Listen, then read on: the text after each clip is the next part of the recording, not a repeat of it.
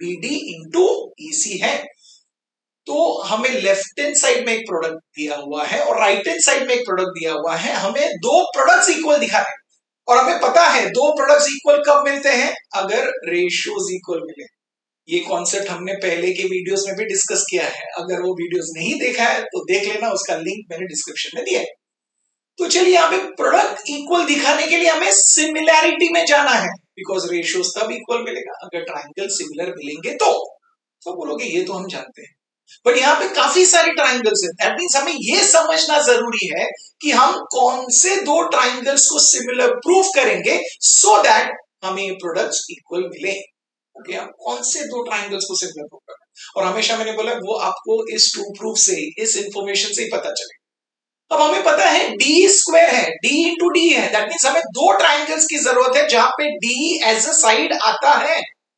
तो D as a side triangle में आप बोलोगे तो आ ही कह रहे, तो चलिए देखिए डी तो यहाँ पे है। ओके, तो चलिए और इंफॉर्मेशन जो दी है BD एंड EC उसको भी देखते हैं। तो डी BD के साथ कोई ट्राइंगल नहीं फॉर्म कर रहा, DE EC के साथ कोई ट्राइंगल नहीं फॉर्म कर रहा। रादर यू कैन सी, आप ये देख सकते हो कि ये तीनों भी जो सेगमेंट्स है वो तो एक ही लाइन पे है। ओके, दैट मींस हमें दो ट्राइंगल्स नहीं मिल रहे हैं जिससे हम सिमिलर बताएं और जिसके रेशियोज इक्वल मिलेंगे तो ये प्रोडक्ट इक्वल। पर हमें ये तो पता है कि अगर हम ट्राइंगल्स को सिमिलर दिखाएंगे तो ही हमें रेशियोज इक्वल मिलेंगे और तब ही हमें प्रोडक्ट इक्वल मिलेगा, बट ट्राइंगल्स को नहीं मिले। ओके, डी के साथ नहीं मिल रहा है तो अब कैसे हो सकता है, चलिए इसे ध्यान से देखते हैं। अब यहां पे एक इंफॉर्मेशन दिया है दैट डी जो है वो एक क्वाड्रिलैटरल का साइड है DEFG, और वो DFG क्या है, आप बोलोगे हमें तो पता है वो स्क्वायर है। सो अगर वो स्क्वायर है इसका मतलब है उसके चारों साइड्स एक दूसरे को इक्वल है, तो यहां से इंफॉर्मेशन मिल सकता है। दैट मींस क्या हम डी के जगह पे DG लिख सकते हैं, बिकॉज डी एंड DG वो इक्वल है, साइड्स ऑफ अ स्क्वायर। क्या हम डी के जगह पे EF लिख सकते हैं, लिख सकते हैं। तो अगर हम डी के जगह पे DG लिखे और DE के जगह पे हम EF लिखे तो हम यहाँ पे जो टू प्रूव है उसे, जो मैं हिंट दे रहा हूं उसमें थोड़ा चेंजेस करते हैं। एक डी जो है उसके जगह पे लिख देंगे DG और दूसरे डी के जगह पे हम लिखेंगे EF। दैट मींस हम ये बोल रहे हैं कि अगर ये प्रोडक्ट जो टू प्रूव है वो लाने के लिए हमें किसकी जरूरत है, DG into EF is equal to BD into EC, products equal लाने। आप देखिए इससे क्या हमें ट्राइंगल्स मिल रहे हैं, तो आप बोलोगे हाँ मिल रहे हैं। देखिए DG एंड BD, क्या ये ट्राइंगल फॉर्म कर रहा है। EF एंड EC, क्या ये दूसरा ट्राइंगल फॉर्म कर रहा है। दैट मींस हमें दो ट्राइंगल्स मिल गए। अगर हम इन दोनों ट्राइंगल्स को सिमिलर बता दें तो हमें रेशियोज इक्वल मिलेगा, और अगर रेशियोज इक्वल मिलते हैं तो हम उसे क्रॉस मल्टीप्लाई करके अपने प्रोडक्ट इक्वल ला सकते हैं, मतलब हमें टू प्रूफ मिल सकता है। तो इसलिए जो ये हिंट मैं डिस्कस कर रहा हूं ये बहुत इंपॉर्टेंट है और इसको समझना बहुत जरूरी है। तो हम ये समझ गए होंगे। ओके, तो आपने कहा अब तो ये बहुत सिंपल है, हमें सिर्फ ये दोनों ट्राइंगल्स को सिमिलर प्रूव करना है। तो चलिए देखते हैं दोनों ट्राइंगल्स में। एक्साइटेड हो देखने के लिए कि कौन से पेयर ऑफ एंगल्स इक्वल है। चेक कीजिए क्या कोई pair of angle already equal है, आप बोलोगे हाँ इक्वल है। देखिए एंगल BDG और एंगल FEC ये दोनों इक्वल है, 90 डिग्री 90 डिग्री ऑलरेडी गिवन है। वाह, एक पेयर ऑफ एंगल मिल गए, बट हमें और एक पेयर ऑफ एंगल की जरूरत है सो दैट ये दोनों ट्राइंगल सिमिलर आ जाए। चेक कीजिए दोनों ट्राइंगल में और एक पेयर ऑफ एंगल मिल रहा है, चेक कीजिए। नहीं, आप बोल रहे एंगल B एंगल C नहीं, एंगल G एंगल F नहीं, तो कोई भी पेयर ऑफ एंगल तो मिल ही नहीं रहे। सो इसका मतलब ये है कि हमें ये दो ट्राइंगल्स अब राइट नाउ सिमिलर हम नहीं दिखा पा रहे, नहीं हो पा रहा है, बट सिमिलर तो दिखाना है, बिकॉज अगर ये सिमिलर होगा तो ही हमें ये टू प्रूफ मिलेगा। दैट मींस हम करें कैसे, तो कभी भी याद रखना अगर हमें दो ट्राइंगल्स को सिमिलर बताना है बट जो भी इंफॉर्मेशन है उस इंफॉर्मेशन से वो डायरेक्टली नहीं आ रहा है, इसका मतलब ये है, ये समझना जरूरी है कि हमें एक तीसरे ट्राइंगल की जरूरत है जो एज अ मीडिएटर काम करेगा। और हमें क्या करना है, समझिए हम इस ट्राइंगल को नेम करते हैं, अभी समझने के लिए हम इसे बोलते हैं ट्राइंगल 1 है और ये दूसरा ट्राइंगल ट्राइंगल 2 है। तो हम तीसरे ट्राइंगल की मदद ले रहे हैं, तो ऐसा कोई ट्राइंगल यहां पे है, हम लेंगे ट्राइंगल AGF। तो हमें करना क्या है वो समझ लीजिए। हम अगर ट्राइंगल 1 को ट्राइंगल 3 के साथ सिमिलर प्रूव करें और ट्राइंगल 2 को ट्राइंगल 3 के साथ सिमिलर प्रूफ करें तो क्या होगा? 1 सिमिलर टू 3, 2 सिमिलर टू 3। तो हमें पता है बाय प्रॉपर्टी ऑफ ट्रांजिटिविटी तो ट्राइंगल 1 और ट्राइंगल 2 एक दूसरे को सिमिलर हो जाएंगे। ऐसा हो सकता है। इसका मतलब ये है यहां पे हमें वही करना है। ये जो ट्राइंगल एजीएफ है इसको हम सिमिलर प्रूफ करेंगे फर्स्ट ट्राइंगल के साथ और इसी को प्रूफ करेंगे ट्राइंगल 2 के साथ और उसके बाद हमें ट्राइंगल 1 और ट्राइंगल 2 सिमिलर मिलेगा। और ये कॉन्सेप्ट जो है ये इस सम का क्रक्स है, ये बहुत इंपॉर्टेंट पार्ट है जो हमें समझ, ये तो समझ गए। सो दैट मींस ऐसे समय पे जहां पे दोनों ट्राइंगल्स डायरेक्टली सिमिलर नहीं हो पाते हैं, इंफॉर्मेशन नहीं मिलता है, इसका मतलब ये है, ये हिंट है कि हमें तीसरा ट्राइंगल लेना जो हमने कंसिडर किया। अब हमारा कॉन्सेप्ट सिंपल है, हमें सिर्फ ट्राइंगल एजीएफ ट्राइंगल बीजीडी के साथ सिमिलर बताना है और ट्राइंगल एजीएफ को ट्राइंगल एफईसी के साथ सिमिलर बताना है। तो जब हम ट्राइंगल एजीएफ और ट्राइंगल बीजीडी देखते हैं, आप बोलोगे हाँ इन दोनों में angle A 90 angle D 90, one pair of angle equal मिल गया। अब दूसरा पेयर ऑफ एंगल, अब बोल रहे हो दूसरा पेयर ऑफ एंगल तो नहीं दिख रहा है बट आएगा, मिलेगा, बिकॉज अब इंफॉर्मेशन देखते जो दिया है, हमें इंफॉर्मेशन दिया है that D E F G is a square, तो इससे मिलेगा। देखिए तो ये स्क्वायर है तो पहले लिख देते हैं, ये क्या है? स्क्वायर है। Quadrilateral D E F G is a square. अब अगर ये स्क्वायर है तो हमें पता है इसके चारों साइड्स इक्वल है, एट द सेम टाइम इसके जो ऑपोजिट साइड्स है, तो अगर मैं आपको पूछूं जीएफ और डी क्या ये पैरेलल है? बोलोगे हाँ ऑपोजिट साइड्स तो पैरेलल ही होते हैं इसके, तो हम लिखेंगे that segment GF and segment D they are parallel. क्यों पैरेलल है? Opposite sides of a square, they are parallel to each other. Okay, क्या हम जीएफ पैरेलल टू डी के जगह पे, डी के जगह पे क्या हम उसे बीसी लिख सकते हैं? आप बोलोगे हाँ लिख सकते हैं। क्यों? B dash D dash E dash C, betweenness की वजह से, तो लिख लीजिए। तो हमने उस डी का नाम चेंज कर दिया, उसे बीसी लिखा, रीजन लिख लीजिए, बिटवीननेस है B dash D dash E dash सी।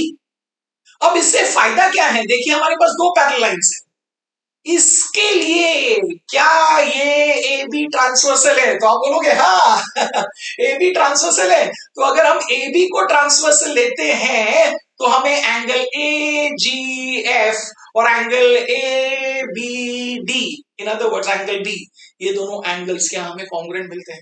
देखिए दोनों लाइंस है पैरेलल और ये ट्रांसवर्सल है, ये दोनों एंगल्स इक्वल क्यों है? बिकॉज वो करस्पॉन्डिंग एंगल्स है, और अगर लाइंस पैरेलल होते हैं तो करस्पॉन्डिंग एंगल्स एक दूसरे को इक्वल होते हैं। तो हम लिख सकते हैं that angle A G F is congruent to angle B, and इसे हम मार्क कर देते हैं रिजल्ट नंबर 1, बिकॉज ये हमें जरूरत है इन दोनों ट्राइंगल्स को सिमिलर। अभी आपको समझ गया ये दोनों ट्राइंगल्स अभी सिमिलर हो सकते हैं, वेरी गुड, बिकॉज दूसरा पेयर ऑफ एंगल मिल गया, वेरी गुड। अब सेम तरीके से जब हम ये ट्राइंगल एजीएफ को एफईसी के साथ सिमिलर प्रूव करने जाएंगे तो सेम चीज होगा, ये 90 है 90 है, दूसरा पेयर ऑफ एंगल लाना होगा। अब इसी तरीके से मिलेगा, देखिए ये दोनों लाइंस पैरेलल है, एसी ट्रांसवर्सल अगर हम कंसीडर करें तो हमें angle A F G congruent मिलेगा एंगल सी के साथ। सुपर, वो भी लिख के रख दीजिए, और ये होगा रिजल्ट नंबर 2। दोनों का रीजन एक ही है, क्या है? Corresponding angle theorem. तो कॉमन रीजन लिख लीजिए दोनों। तो हमने वो चीज तैयार कर लिया है जिससे हम ट्राइंगल 1 ट्राइंगल 3 के साथ सिमिलर प्रूव कर सकते हैं, ट्राइंगल 2 ट्राइंगल 3 के साथ सिमिलर प्रूव कर सकते हैं।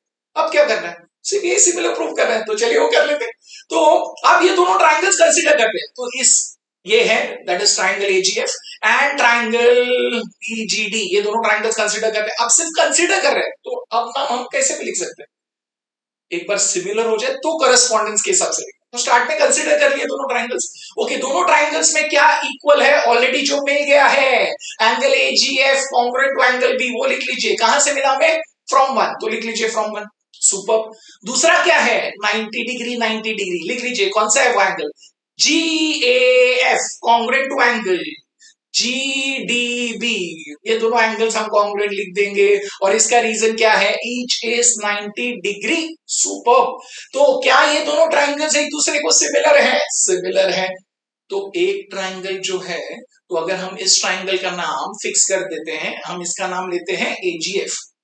ओके, अब एक चीज समझिए, हमें ट्राइंगल 1 सिमिलर टू ट्राइंगल 3 दिखाना है, ट्राइंगल 2 सिमिलर टू ट्राइंगल 3 दिखाना है। तो 3 जो है वो कॉमन लिंक है दोनों के बीच में। तो उस ट्राइंगल 3 मतलब इस एजीएफ का नाम एजीएफ ही रखना और उसके हिसाब से आपको ट्राइंगल 1 और ट्राइंगल 2 का करस्पॉन्डेंस लिखना है। ये मत भूलना, ये बहुत इंपॉर्टेंट है। करस्पॉन्डेंस लिखना तो आपको आता है, हमने डिस्कस किया ना काफी सम्स में। तो चलिए लिख देते हैं। तो एजीएफ को हमने फिक्स किया है। अब इसके हिसाब से हमें करस्पॉन्डेंस लिखना है। देखिए एंगल ए एंगल डी को कॉन्ग्रुएंट है, दैट मींस ए के सामने क्या आएगा, डी आएगा। A corresponds to D, very good. Angle G किसे कॉन्ग्रुएंट है, एंगल बी को, तो जी के सामने क्या आएगा, B, that means G corresponds to B. तो हमें पता चल गया ना। अब इस ट्राइंगल का नाम क्या होगा, इस ट्राइंगल का नाम होगा डीबीजी, वेरी गुड, लिख लिया। ये इंपॉर्टेंट है, ध्यान से लिखना। ओके, दोनों ट्राइंगल सिमिलर है, ये हमें जरूरत था। तो इसे हम मार्क करेंगे रिजल्ट नंबर 3 और इसका रीजन है कौन से टेस्ट से, by a test of similarity. तो हमने ट्राइंगल 1 सिमिलर टू ट्राइंगल 3 बता दिया है। सुपर। अब आप बोलोगे अरे वाह, इसी तरीके से हम ट्राइंगल 2 को ट्राइंगल 3 के साथ सिमिलर प्रूव करेंगे। तो चलिए उसके स्टेप्स लिखते हैं, सेम अभी सीख गए ना, वेरी गुड। तो लिखिए इन ट्राइंगल एजीएफ, इसका नाम फिक्स रखना। So in triangle AGF and triangle FEC, इन दोनों ट्राइंगल्स में क्या लिखेंगे, हम लिखेंगे जो ऑलरेडी हमें मिला है, angle AFG congruent to angle C. ये कहां से मिला हमें, ये मिला है रिजल्ट नंबर 2 से, जो हमने ऑलरेडी प्रूव किया था।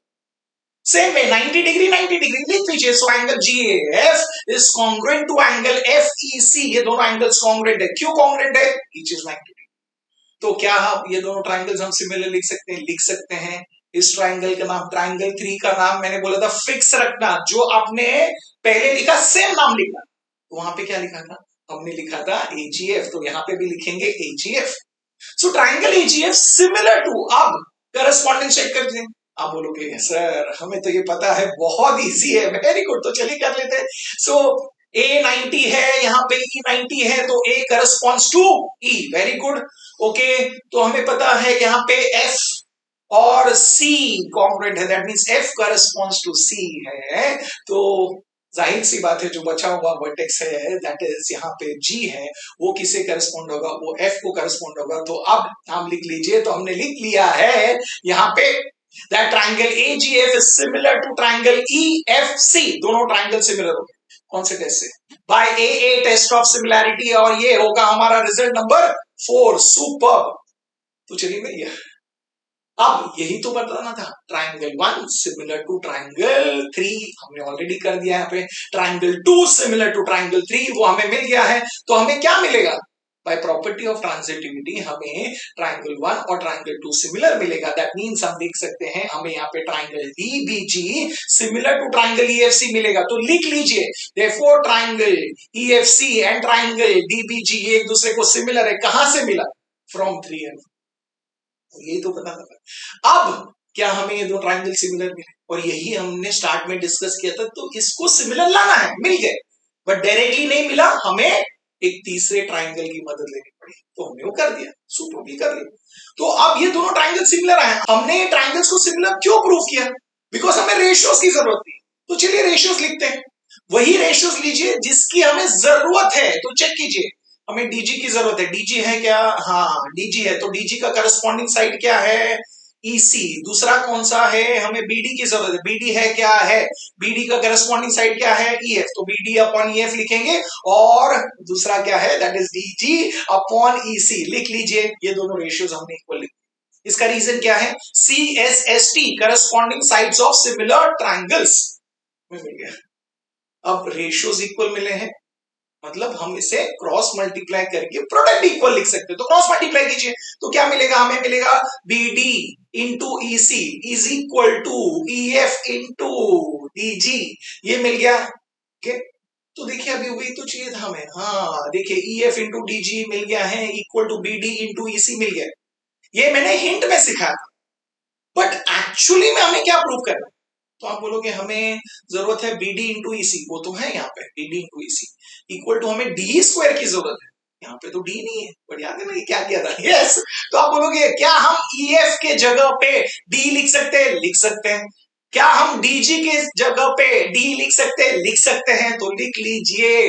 तो हम यहाँ पे ईएफ के जगह पे लिखेंगे डीई, और यहाँ पे डीजी है उसके जगह पे भी लिखेंगे डीई। क्यों? बिकॉज हमें पता है हम इसे लिख सकते हैं, रीजन है साइड्स ऑफ अ स्क्वायर। अब बताइए, मिला ना प्रूफ? बिकॉज मुझे बताइए अब डी इंटू डी क्या है? T square. तो हम क्या लिखेंगे नेक्स्ट स्टेप में? Therefore D square is equal to what? Is equal to B D into E C. और हमारा प्रूफ मिल गया। अब मुझे बताइए, क्या ये इंटरेस्टिंग था?